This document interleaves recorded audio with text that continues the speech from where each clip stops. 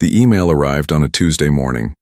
He was sitting at his desk, finishing his second cup of coffee when his phone buzzed. The subject line read, "Interview invitation, senior developer position at TechVantage Solutions." His heart jumped a little. He had applied to this company 3 weeks ago and honestly thought they had passed on him. Most companies sent rejection emails within days, or worse, they never responded at all.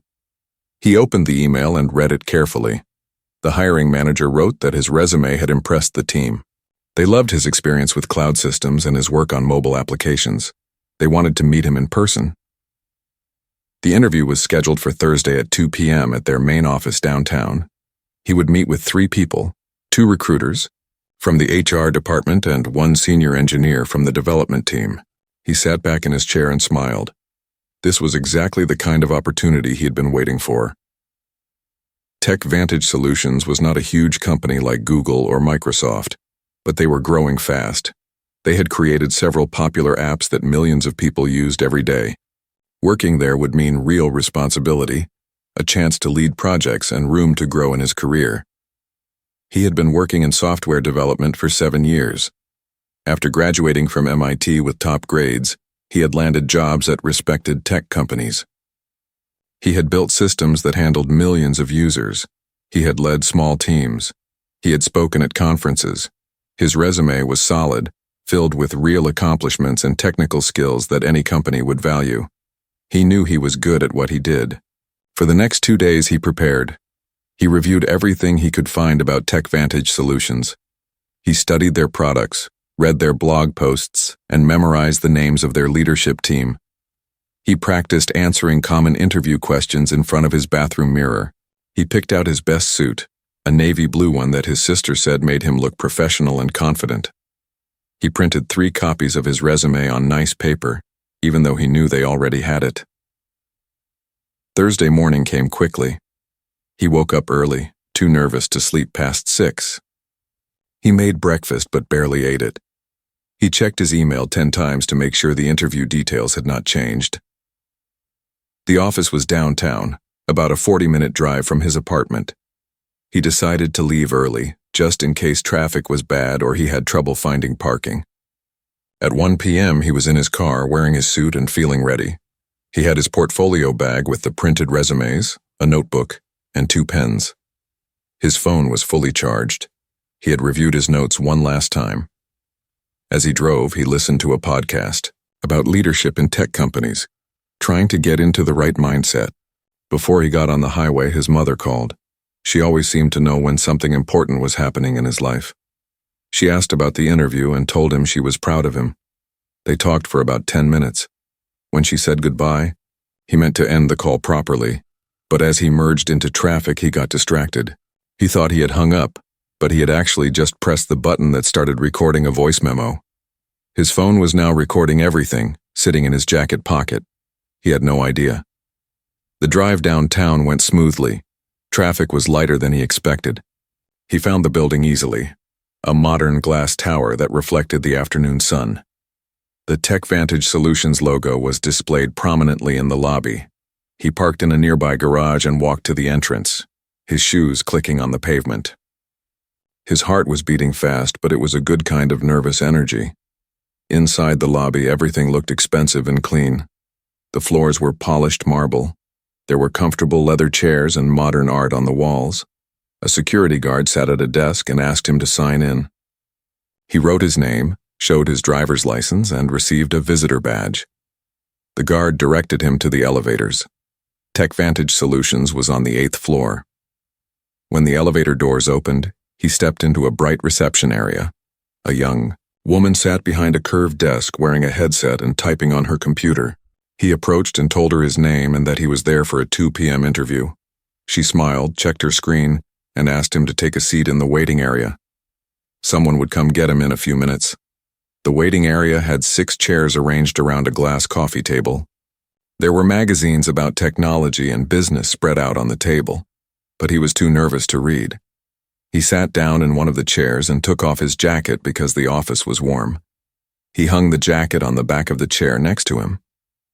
His phone was still in the pocket, still recording, though he had completely forgotten about his mother's call. He looked around the office. Through the glass walls, he could see people working at their desks, staring at computer screens, having quiet conversations. Everyone looked busy and focused. He tried to imagine himself working here, sitting at one of those desks, being part of this team. It felt right. It felt like the next step he needed to take in his career. A few other people were in the waiting area.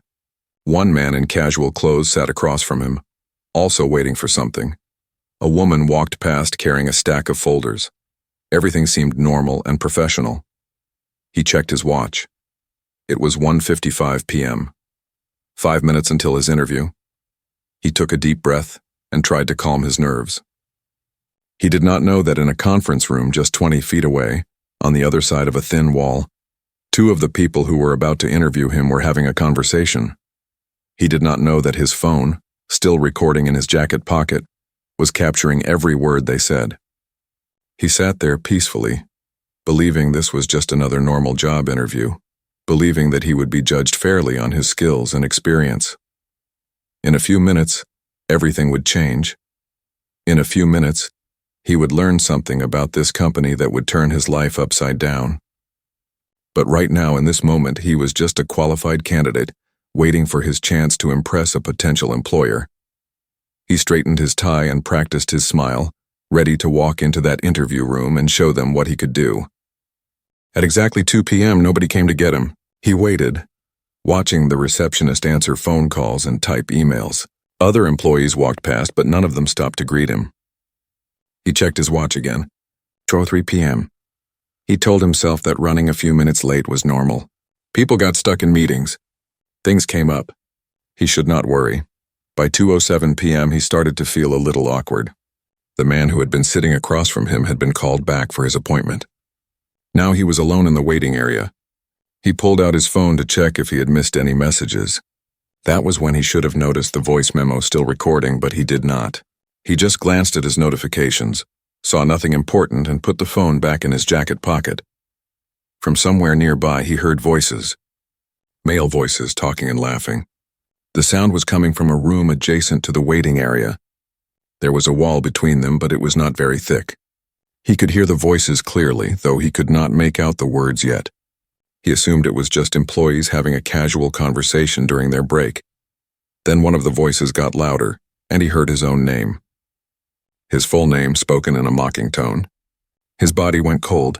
He sat very still, listening. "Did you see his resume?" one voice said. "MIT degree, 7 years of experience, all these big company names."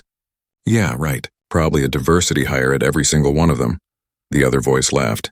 "Oh, absolutely. You know how these places work now. They need to hit their quotas, so they find someone who checks the box and put him in a position he's not really qualified for. I'm telling you right now, Dave, this guy probably can't even code. I bet he talks a good game, drops all the right buzzwords, but when it comes to actually building something, nothing. Should we even bother with the interview? We already know who we want. Jennifer's brother just finished his coding boot camp. He's hungry, he's smart, and he'd be a perfect fit for the team." He sat frozen in his chair. His hands were shaking. He wanted to believe he was hearing things wrong, that this was some terrible misunderstanding. But the voices continued, getting more comfortable, more cruel. "What do you want to bet this guy shows up wearing some flashy suit, trying way too hard to impress us?" one of them said. "And I guarantee you he'll have that attitude, you know what I mean? Like the world owes him something." "Oh God, and the name," the other one said, then repeated his name in an exaggerated racist accent. They both burst out laughing. "What kind of name is that anyway?" "Probably changed it from something we couldn't even pronounce." His face burned with anger and humiliation. These were the people who were supposed to interview him fairly. These were HR professionals, people whose job was to find the best talent regardless of who they were. And they had already decided he was worthless before even meeting him. "We have to go through the motions, though," the first voice said, sounding more serious. "Can't just cancel on him. That would look bad if he complained. We'll do the interview, ask him some impossible questions, watch him struggle, and then we have our excuse. What should we hit him with? Let's make him do the whiteboard coding test. The hard one, the algorithm problem that even some of our senior developers struggle with. When he can't solve it, we can say he doesn't have the technical skills we need. Perfect. Then we're covered.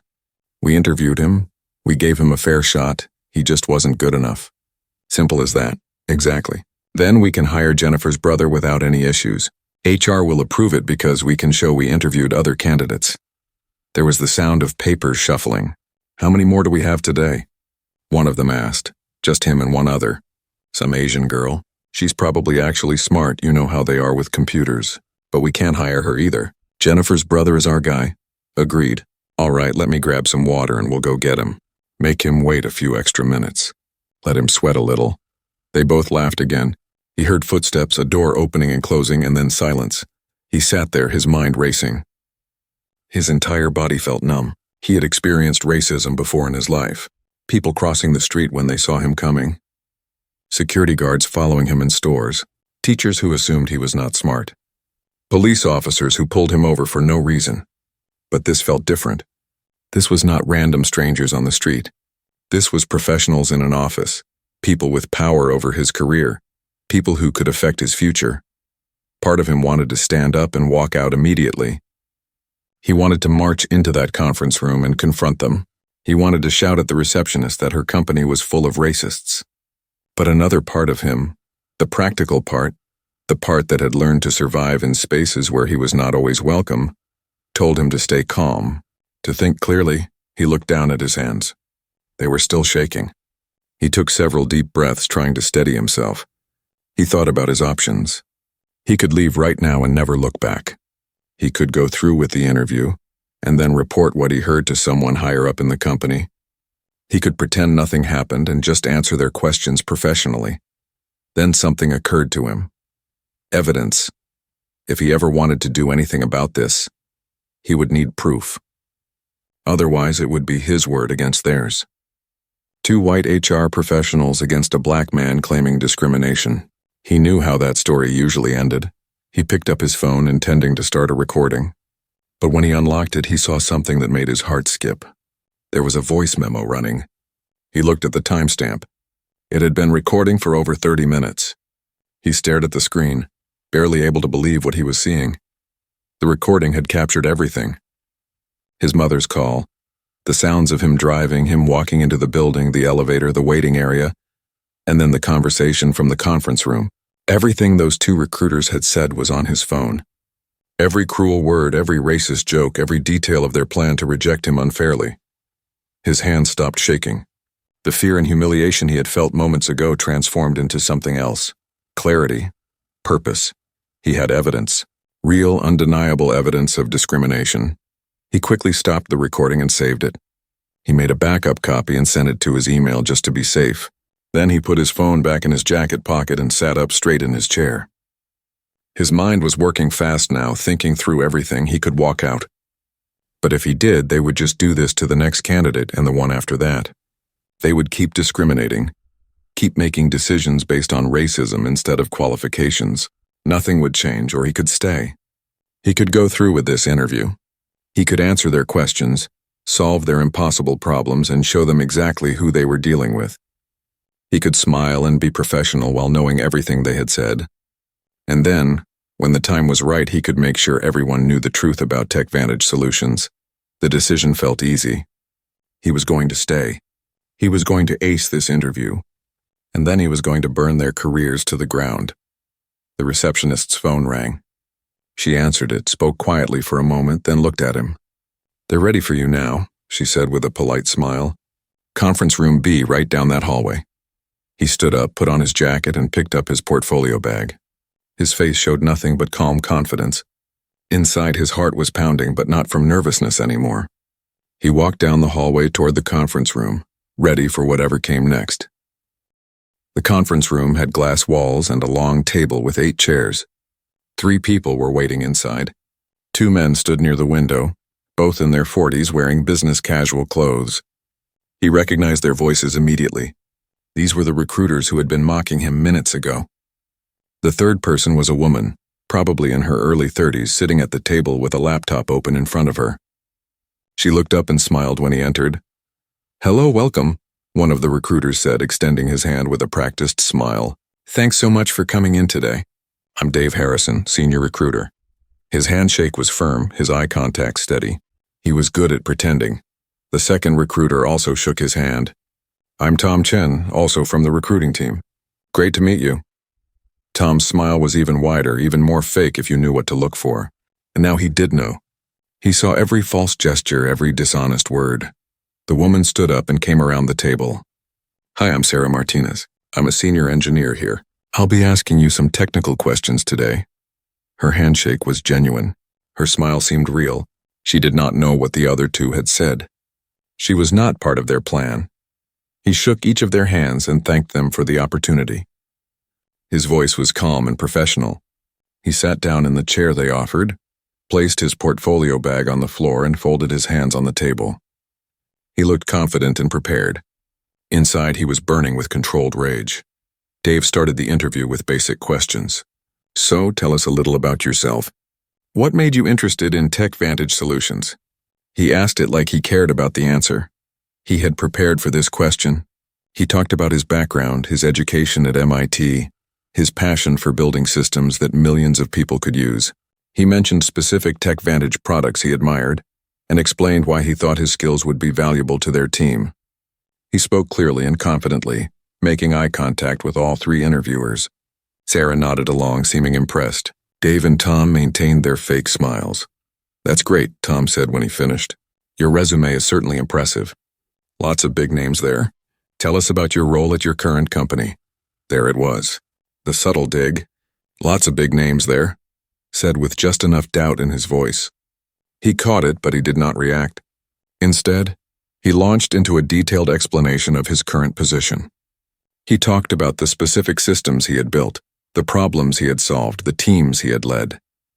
He mentioned metrics, numbers, concrete results. He made sure there was no room for doubt about his actual contributions. Sarah asked the next question. What's the most challenging technical problem you've solved in the last year? This was a real question from someone who actually cared about his abilities. He respected that. He told her about a database scaling issue he had solved, getting into the technical details. He explained the problem, the constraints he was working with, the different solutions he considered, and why he chose the approach he did. Sarah asked follow-up questions, good ones that showed she understood what he was talking about. They had a real conversation about system architecture and performance optimization. He could see her warming to him, nodding, sometimes smiling when he made a particularly elegant point. Dave and Tom exchanged a look. This was not going the way they had planned. He was supposed to struggle. He was supposed to use buzzwords and vague statements.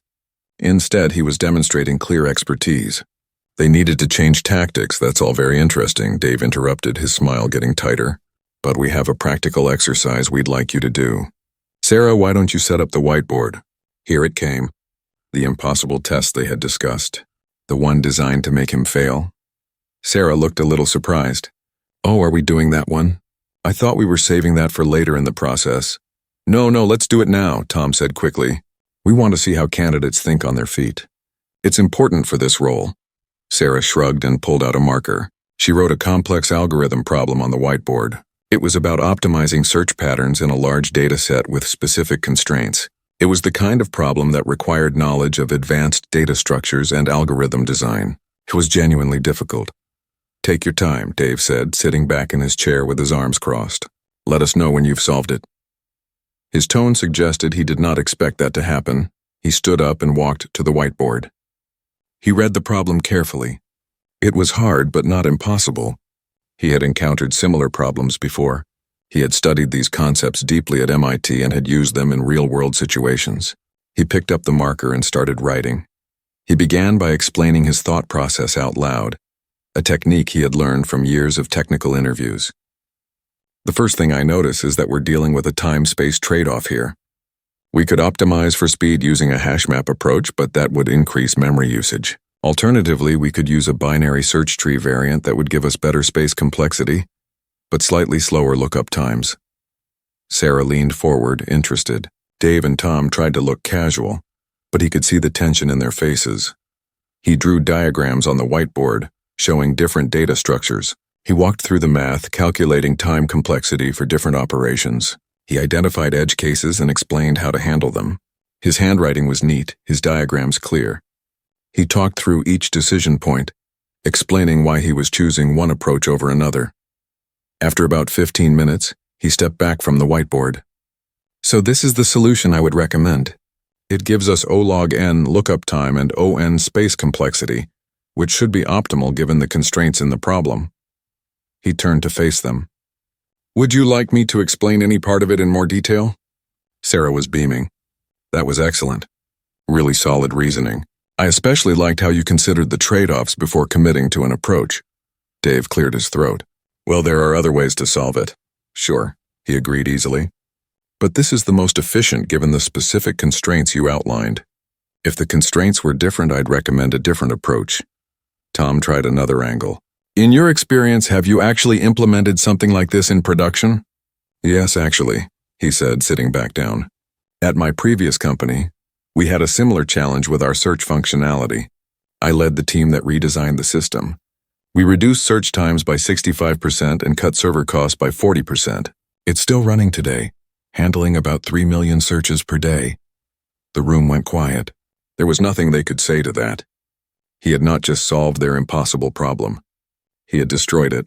And he had proven that he had done similar work at scale in real production environments. Sarah asked him a few more technical questions, and they had another engaging discussion about software design patterns and best practices. She was clearly sold on him. She kept smiling at the recruiters as if to say, "This guy is great." Dave and Tom tried a few more times to trip him up. They asked about gaps in his resume that did not exist. They questioned his leadership experience even after he had detailed it. They asked if he would be comfortable working with a team, implying that maybe he was difficult to work with. Each time he answered calmly and thoroughly, providing specific examples and references. After 45 minutes, the interview was winding down. Dave stood up first. Well, I think that's all we need for today. We have a few more candidates to see this week, and we'll be making our decision by the end of the month. We'll be in touch. The dismissal was clear. They could not reject him based on performance, so they were going back to their original plan. They would just claim that another candidate was a better fit. Jennifer's brother, who had never even interviewed. He stood up and shook everyone's hands again. Thank you for your time. I really enjoyed our conversation, especially the technical discussion with Sarah. I hope to hear from you soon. He grabbed his portfolio bag and headed for the door. As he left, he heard Sarah say to the recruiters, he was really good. Probably the strongest candidate I've interviewed this month. He did not hear their response. He walked down the hallway, past the receptionist into the elevator. He kept his face neutral until the elevator doors closed. Then he let out a long breath. He had done it. He had sat across from people who hated him for his skin color and had proven himself superior in every way. He had answered their impossible questions. He had solved their unsolvable problems. He had been everything they insisted he could not be, and he had it all on tape. As he walked to his car, he pulled out his phone and sent the recording to another backup location. Then he started researching employment lawyers. This was not over. This was just beginning. TechVantage Solutions had no idea what was coming for them. That night, he could not sleep. He lay in bed staring at the ceiling, replaying the entire day in his mind. Every word they had said, every fake smile, every moment of that interview, knowing what they really thought of him. His emotions swung between anger and something darker, something that felt like grief. He had spent his whole life working hard, studying, proving himself, and for what? To be dismissed before he even walked in the door because of how he looked. Around midnight, he gave up on sleep. He got out of bed, made some tea, and sat down at his kitchen table with his laptop and his phone. He opened the voice memo app and looked at the recording, 38 minutes long. He plugged in his headphones, took a deep breath, and pressed play. Listening to it the second time was worse than hearing it live. He could pause it now, replay sections, really absorb what they had said. His mother's cheerful voice at the beginning, saying she was proud of him, felt like a punch in the chest. She had no idea what he was about to walk into. Then came the sounds of him driving, humming along to the radio, nervous but hopeful. So innocent. Then came the voices. Dave and Tom, laughing and joking. He listened to every word again, this time taking notes. He wrote down the exact phrases they used, the racist accent when they mocked his name, the assumptions about his qualifications, the admission that they had already chosen someone else, the plan to make him fail the technical test. All of it. When the recording ended, he sat in silence for a long time. The tea had gone cold. The apartment was dark except for his laptop screen. He felt exhausted and wired at the same time. He started searching online. First, he looked up recording laws in his state. He needed to know if what he had was even legal to use.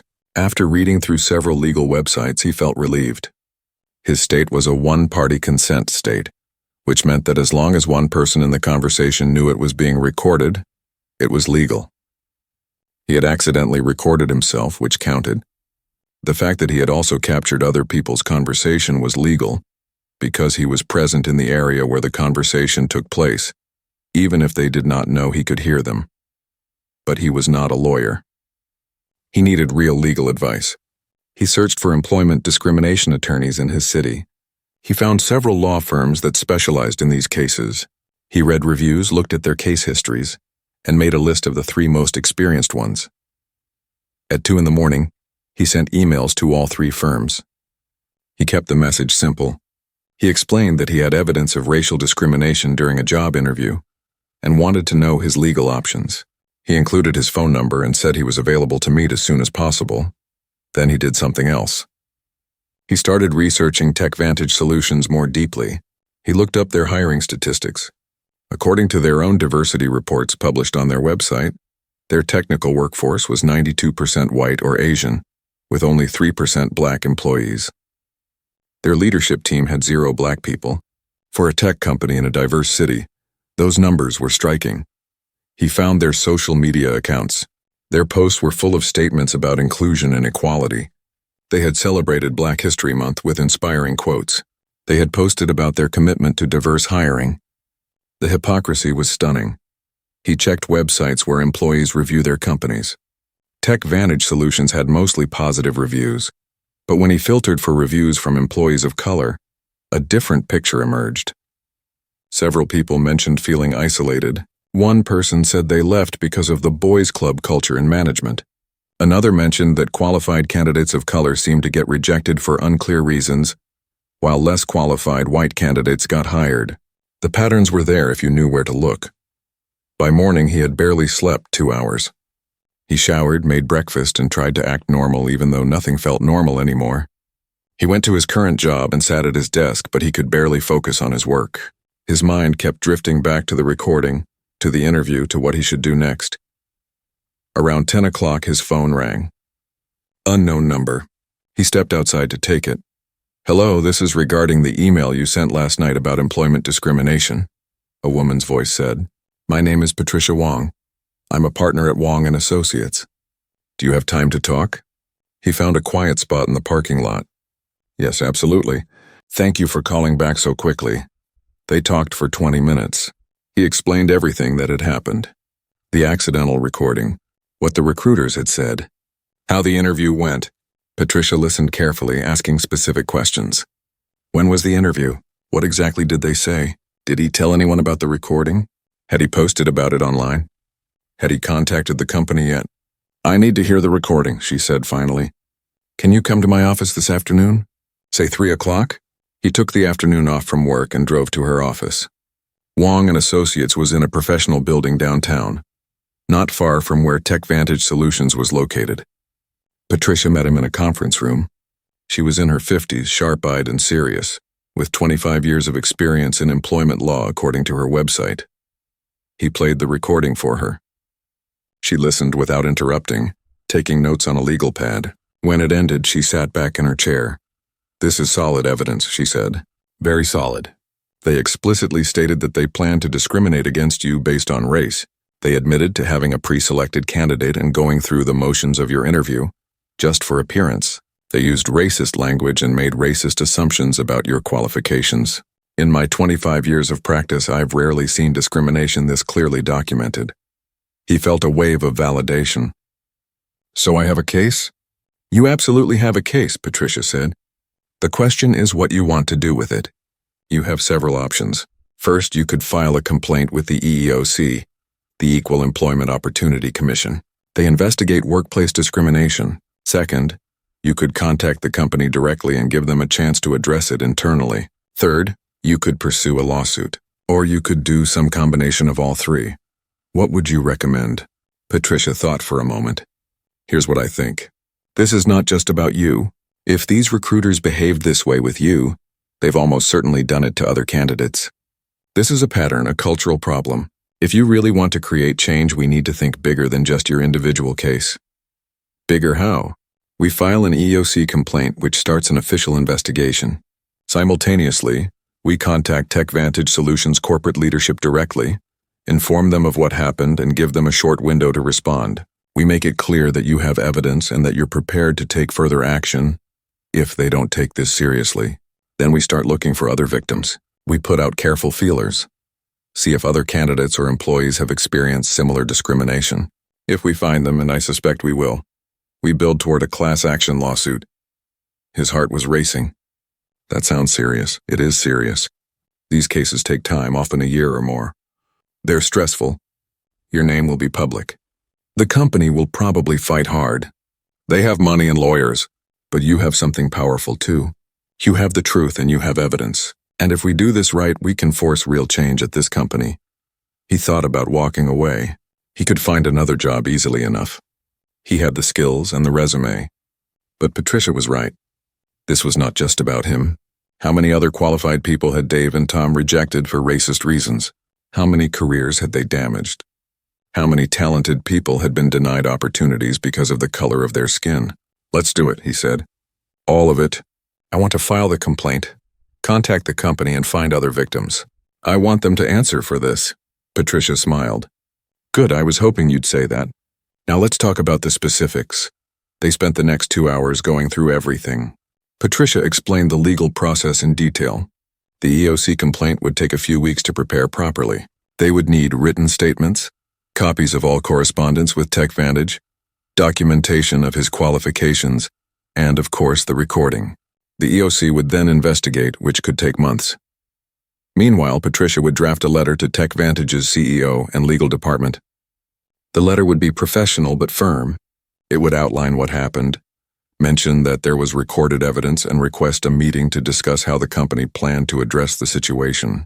They would give TechVantage 1 week to respond before taking additional action. What happens if they don't respond or if they deny everything? He asked. Then we move forward with finding other victims and building a larger case, Patricia said. We might reach out to former employees, other job candidates, maybe place some careful ads asking if anyone else has experienced discrimination at TechVantage.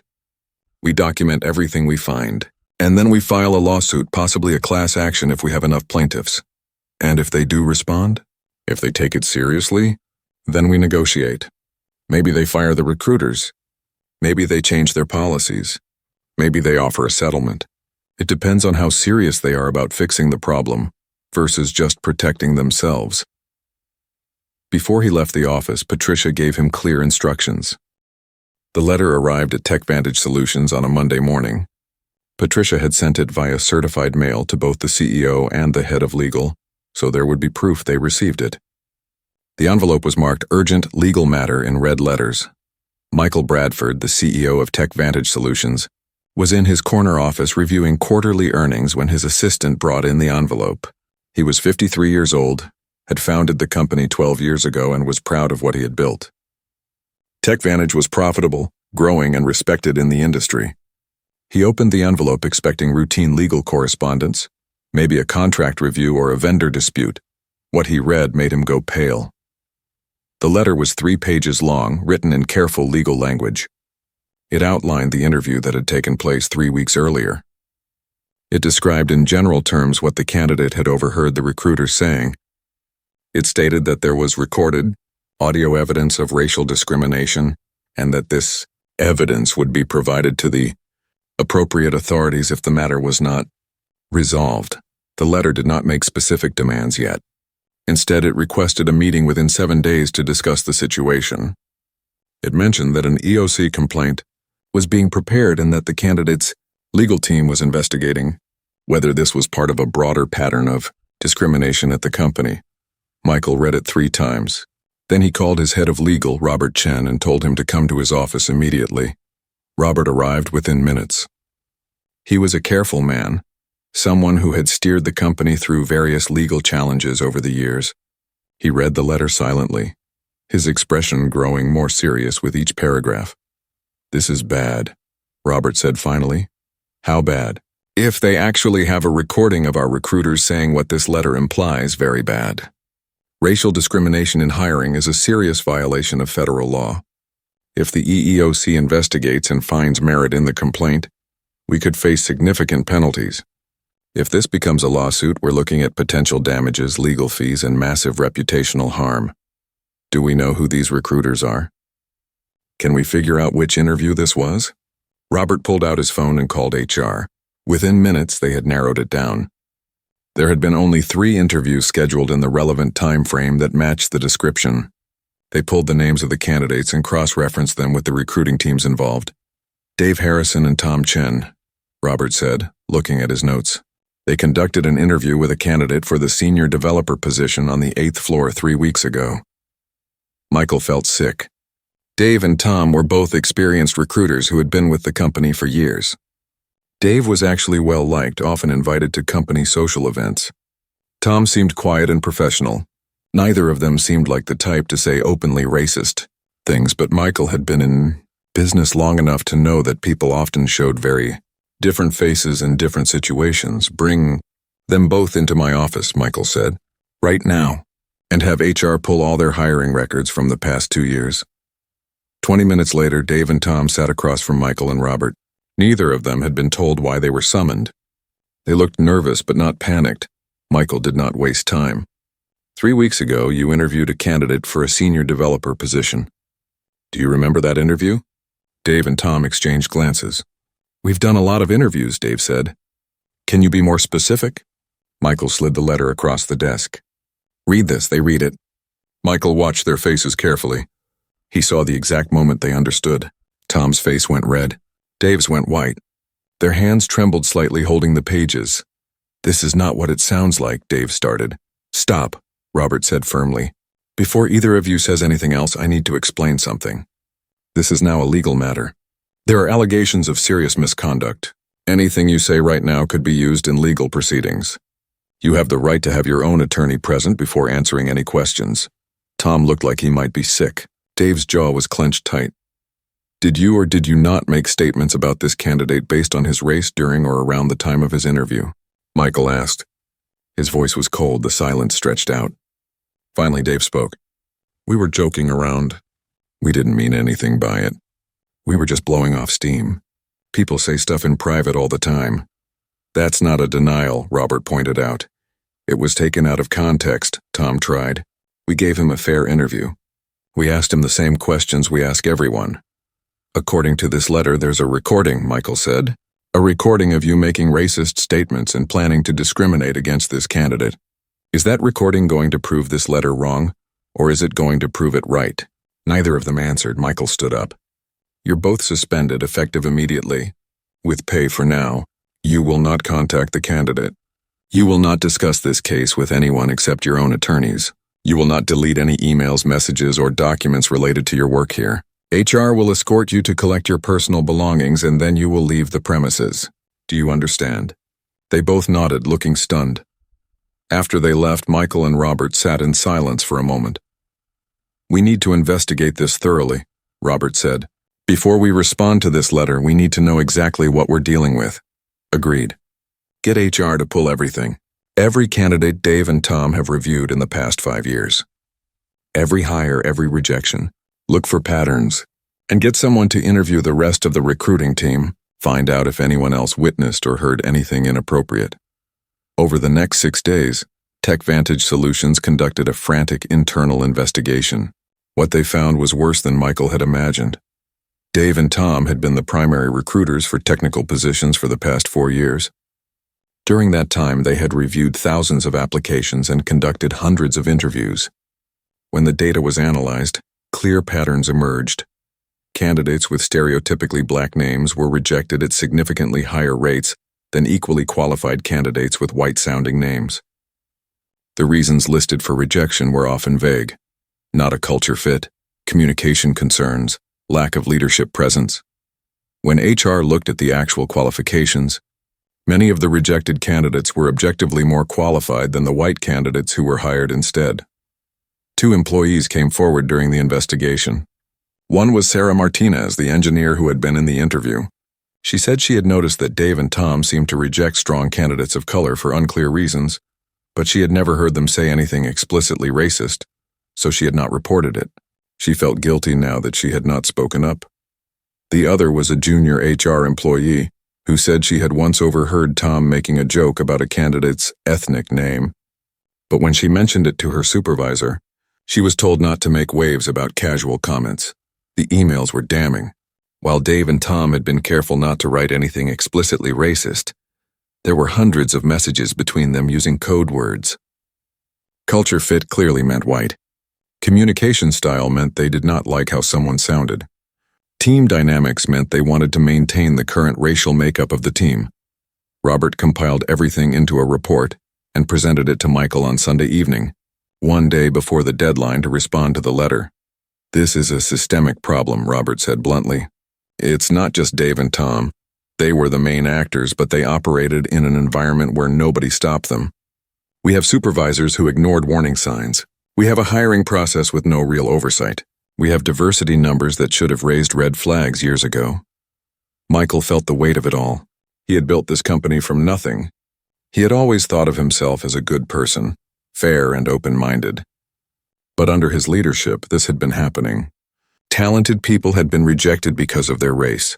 Careers had been damaged, and he had not noticed. "What are our options?" he asked.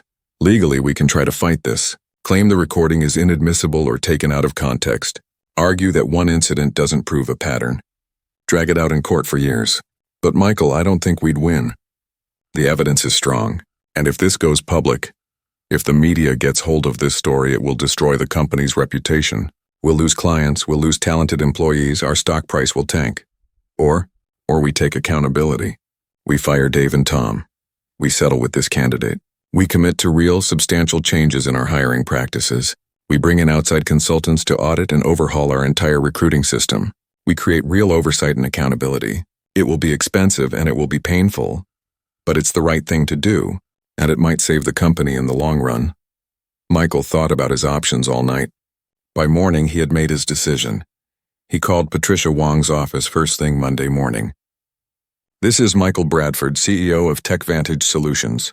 I received your letter. I would like to meet with you and your client as soon as possible to discuss a resolution." The meeting was scheduled for Wednesday. Before then, Michael made several moves.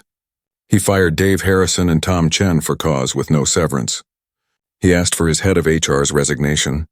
He hired a prominent diversity and inclusion consulting firm to begin a complete review of the company's practices, and he drafted a statement to be released after the settlement was finalized, taking full responsibility for the failures in the company's hiring practices. He knew there would be more legal action. The EOC complaint would still go forward. Other victims would likely come forward once the story became public. The company would face months or years of scrutiny and painful change, but it was the right thing to do. And Michael Bradford had learned a hard lesson about what happens when good intentions are not backed up by real action and accountability. The first meeting between the legal teams took place in a neutral conference room at a downtown office building. He sat next to Patricia Wong, facing Michael Bradford, Robert Chen, and two other TechVantage lawyers. The atmosphere was tense but professional. Michael spoke first. "I want to start by apologizing. What happened during your interview was completely unacceptable. I've listened to portions of the recording and I'm disgusted by what my employees said. On behalf of TechVantage Solutions, I am deeply sorry." He nodded but said nothing. Patricia had coached him to stay quiet and let her do most of the talking during this initial meeting. "We've conducted an internal investigation," Robert added, sliding a folder across the table. "We found evidence that suggests this was not an isolated incident. We've terminated the two recruiters involved and we're committed to making substantial changes to our hiring practices." Patricia reviewed the documents. "This is a start," she said, "but my client is interested in more than just internal changes. We want to ensure this doesn't happen to anyone else. We're prepared to file a formal EEOC complaint and pursue further legal action if necessary." Over the next 2 hours, they negotiated. TechVantage offered a settlement for him personally. The number was significant, 6 figures, along with a formal apology and a commitment that his record of the interview would be expunged from any systems. They would provide positive references if he ever needed them, but he wanted more than money for himself. What about everyone else they discriminated against? He asked, breaking his silence. How many other people lost opportunities because of Dave and Tom? What happens to them? Michael looked uncomfortable. We're reviewing all their hiring decisions. If we identify other victims, we'll reach out to them. That's not enough, Patricia said. Here's what we're proposing. You establish a compensation fund for other victims of discrimination. You commit to making your hiring data public so independent auditors can verify real changes happening. You create an independent oversight board with real power to review hiring decisions. And you issue a public statement acknowledging that discrimination occurred at your company. The TechVantage lawyers looked at each other. That's a significant ask, one of them said. Going public could expose us to additional lawsuits. You're already exposed, Patricia countered. The question is whether you're going to handle this proactively or wait for every victim to come forward individually. The meeting ended without a final agreement, but with both sides agreeing to continue discussions. As he and Patricia walked to their cars, she seemed satisfied. They're scared, she said. That's good. They know this could get much bigger and they're trying to contain it. But we're going to make sure this is about more than containment. This is about real change. 2 weeks later, everything changed again. Patricia's law firm had quietly put out inquiries through various professional networks and online forums. They had posted carefully worded messages asking if anyone had experienced discrimination during the TechVantage Solutions hiring process. They had reached out to professional organizations for Black engineers and other underrepresented groups in tech. The responses started slowly, then became a flood. A woman named Jennifer had interviewed at TechVantage 2 years ago for a project manager role. She had excellent qualifications and the interview seemed to go well. Then she received a rejection email citing concerns about leadership style. She later learned through a mutual contact that the hiring manager had told others she seemed too aggressive during the interview. Jennifer was Black. The person they hired was a white man with less experience. A man named Raj had been recruited directly by TechVantage. They had contacted him on LinkedIn, excited about his background. He flew across the country for an in-person interview at the company's expense. During the interview, one of the recruiters, Tom Chen, kept asking him about his visa status and how long he had been in America, even though Raj was a U.S. citizen born in Texas. The questions made him uncomfortable. He did not get the job. The feedback said he lacked cultural alignment with the team. A woman named Lisa had actually worked at TechVantage for 6 months as a contractor. She was Black and had been promised that her contract would convert to a full-time position if she performed well. She received excellent performance reviews, but when the time came for conversion, she was told the budget had been cut. 2 weeks later, she saw that TechVantage had hired someone else for a nearly identical full-time role. That person was white and had less experience than Lisa. The stories kept coming. Over the next month, Patricia's firm documented 23 cases of apparent discrimination. Some were rejected candidates. Some were former employees who had faced discrimination after being hired. All of them involved Dave Harrison, Tom Chen, or other members of the recruiting team who seemed to follow similar patterns. Patricia brought all these people together for a video conference. She explained that they could join together in a class action lawsuit against TechVantage Solutions. There was strength in numbers. A class action would draw more attention, apply more pressure, and potentially lead to more substantial changes. 19 of them agreed to join. 4 decided they did not want to deal with the stress of a lawsuit, which Patricia respected, but 19 plaintiffs were more than enough. The class action lawsuit was filed on a Thursday morning. By Thursday afternoon, it was on the news. A local tech blog broke the story first. Their headline read, "TechVantage Solutions faces lawsuit over alleged systemic racism in hiring." They had gotten a copy of the lawsuit filing, which outlined multiple cases of discrimination and mentioned that there was recorded audio evidence in at least one case. By Friday, the story had gone national. Major tech news websites picked it up. The recording became the focus of everyone's attention. News articles mentioned that a candidate had accidentally recorded recruiters making racist statements and planning to discriminate against him. People on social media were outraged. TechVantage's stock price, which was publicly traded, dropped by 18% in 2 days. Clients started calling to express concerns. Three major companies announced they were reviewing their contracts with TechVantage. The company's carefully cultivated image as an innovative, progressive tech firm was crumbling. Michael Bradford was forced to make a public statement. He appeared in a video posted on the company's website and social media. He looked tired and stressed. "I want to address the serious allegations that have been made against TechVantage Solutions," he said. "We have conducted a thorough internal investigation, and we have found that discriminatory practices did occur in our hiring process. This is completely unacceptable and contrary to our values. The employees responsible have been terminated.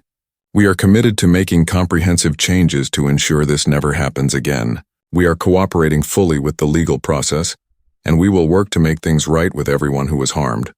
The statement did not satisfy anyone. Former employees started speaking out on social media, sharing their own experiences with discrimination at the company. Some described a boys' club culture where white men got promoted while equally qualified women, and people of color were passed over. Others talked about racist jokes they had heard in the office. One former engineer posted screenshots of a company Slack channel where employees had made offensive comments about diversity initiatives. The company was in free fall. TechVantage's head of marketing resigned. 3 board members stepped down. The company's reputation was in ruins. Meanwhile, Dave Harrison and Tom Chen were dealing with their own consequences. Local news identified them by name as the recruiters who had been fired. Their LinkedIn profiles were flooded with negative comments. Other tech companies in the area quietly blacklisted them. Dave's wife filed for divorce, citing the stress and embarrassment. Tom had to move out of his apartment after neighbors recognized him and confronted him. Patricia kept all her clients updated on the developments. "This is bigger than any of us expected," she told them in a conference call. "The public attention is intense. TechVantage is under enormous pressure. They've come back to us with a much better settlement offer." The new offer was substantial. The company agreed to establish a $5 million compensation fund to be distributed among all the plaintiffs and any other victims who came forward. They committed to 3 years of independent oversight of their hiring practices. They would publish detailed diversity data quarterly. They would fund scholarships for students of color pursuing careers in technology, and they would make a formal public apology to everyone they had discriminated against. Most importantly, they agreed to implement real structural changes. All hiring decisions would now require approval from a diversity review committee. Job descriptions would be audited to remove coded language. Interview processes would be standardized with written rubrics. Regular training would be mandatory, not optional. And there would be anonymous reporting channels for any employees who witnessed discrimination, with protections against retaliation.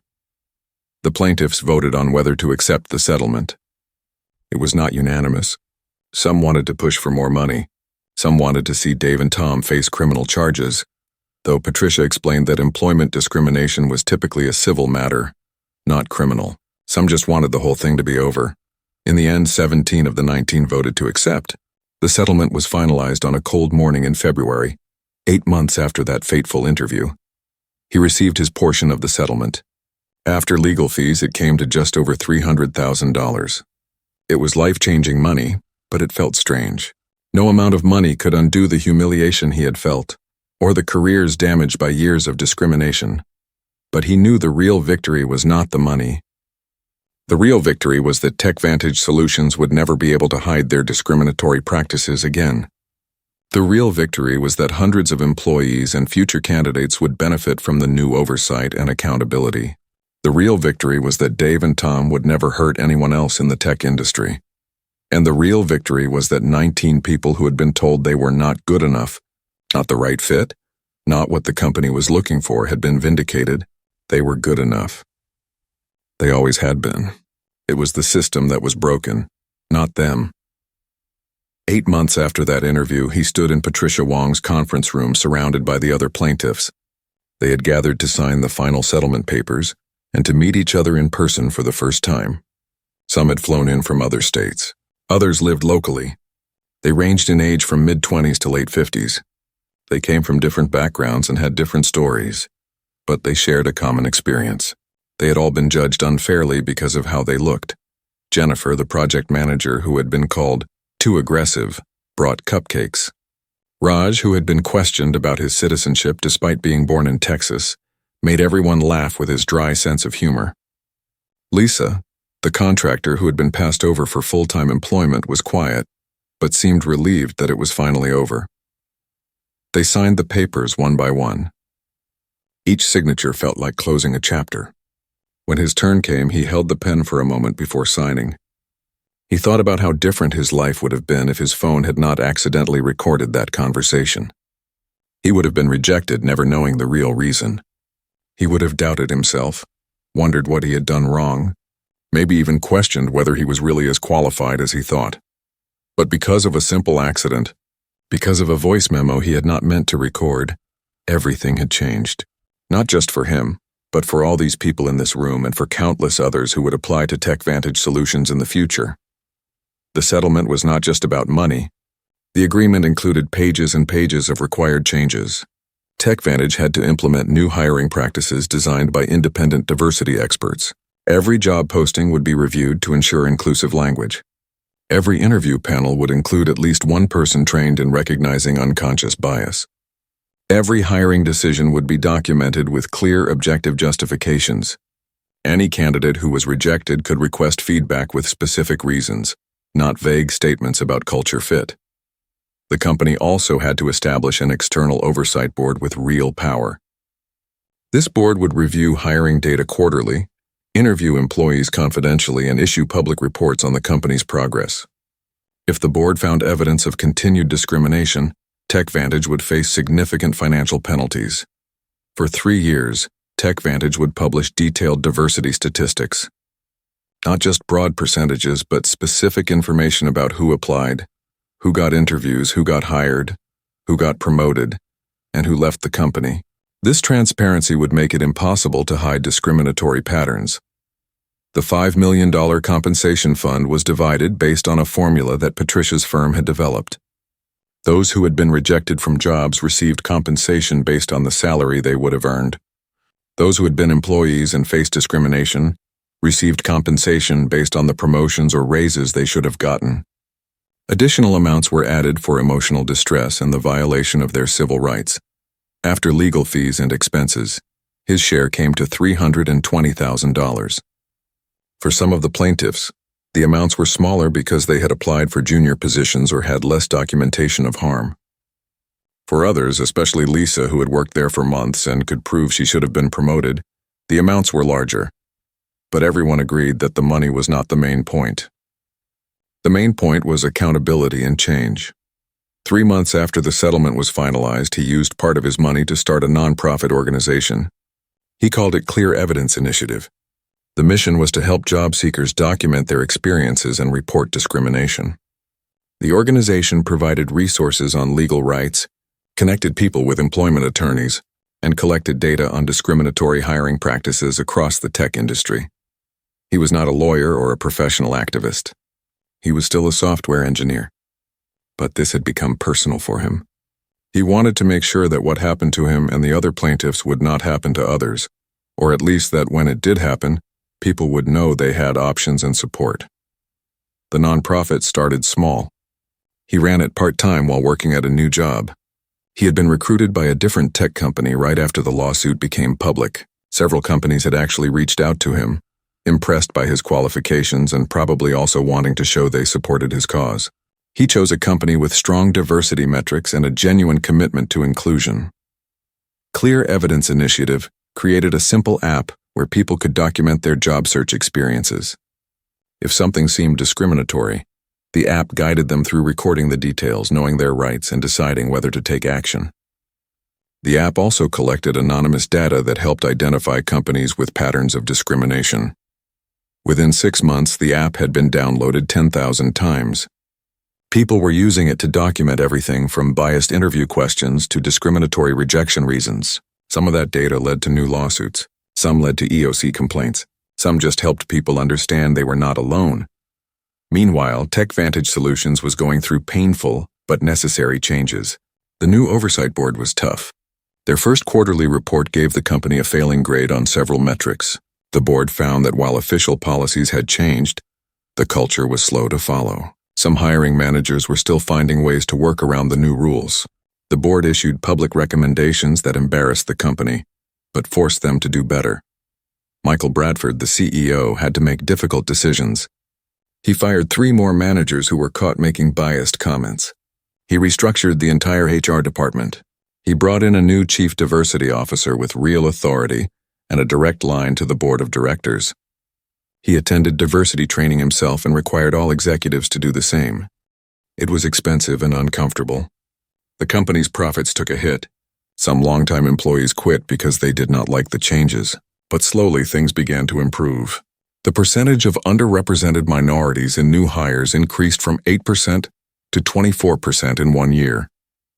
Employee surveys showed that people of color felt more comfortable and supported. The company started winning back some of the clients they had lost. Dave Harrison and Tom Chen, the 2 recruiters who had started everything, disappeared from the tech industry entirely. Dave moved to another state and took a job in sales at a company that had nothing to do with hiring or HR. He kept a low profile, trying to rebuild his life away from the spotlight. Tom found work eventually too, but in a different field. Their names were permanently associated with one of the tech industry's biggest discrimination scandals. A quick Google search would always bring up articles about what they had done. Some people thought they got off easy. They had not faced criminal charges. They had not lost everything. But their careers in tech recruiting were over. Their reputations were destroyed. And they would spend the rest of their lives knowing that their actions had been exposed for the world to see. For him, life moved forward in unexpected ways. He became known in tech circles not just as a victim of discrimination, but as an advocate for change. He was invited to speak at conferences. He advised other companies on how to improve their hiring practices. He mentored young engineers of color who were navigating difficult workplace situations. He never forgot that day in the TechVantage waiting room. He never forgot hearing those voices through the wall, saying things about him that no qualified professional should ever have to hear. But he also never forgot what happened next. How he had turned pain into purpose. How he had found strength in documentation and evidence. How he had connected with others who shared similar experiences. A year and a half after the settlement, he received an email from Sarah Martinez, the engineer who had been in his interview at TechVantage. She had left the company after the scandal broke, feeling guilty that she had not spoken up sooner about the pattern she had noticed. She wrote to tell him that his case had inspired her to be more vocal about discrimination when she saw it. She had recently reported a colleague at her new company for making inappropriate comments, something she would never have had the courage to do before. "You taught me that silence helps nobody," she wrote. "Thank you for being brave enough to speak up," he replied with gratitude. He told her that he had not felt brave at the time. He had just felt angry and hurt, but he had learned that sometimes the bravest thing you can do is refuse to accept injustice quietly. The case became famous in employment law circles. Law schools used it as a teaching example. The recording became known as one of the most clear-cut pieces of evidence of hiring discrimination ever captured. It was studied and discussed and referenced in legal briefs for other discrimination cases. But for him and the other 18 plaintiffs, it was not just a famous case or a teaching example. It was their lives. It was months of stress and anxiety and having to relive painful experiences. It was explaining to family members why they were doing this, why they were not just moving on.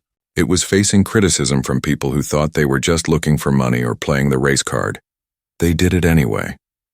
Because they knew it mattered. Because they knew that real change only happens when people are willing to stand up and say that something is wrong. Even when it is difficult. Even when it is uncomfortable. Even when it costs them something. TechVantage Solutions would never be the same. The company survived, but it was forever changed. Some said it became a better company because of the lawsuit. Others said it was just covering its tracks, doing the bare minimum to avoid more legal trouble. The truth was probably somewhere in between. The company had been forced to confront ugly truths about itself. And while not everyone there embraced the changes were real and they were lasting.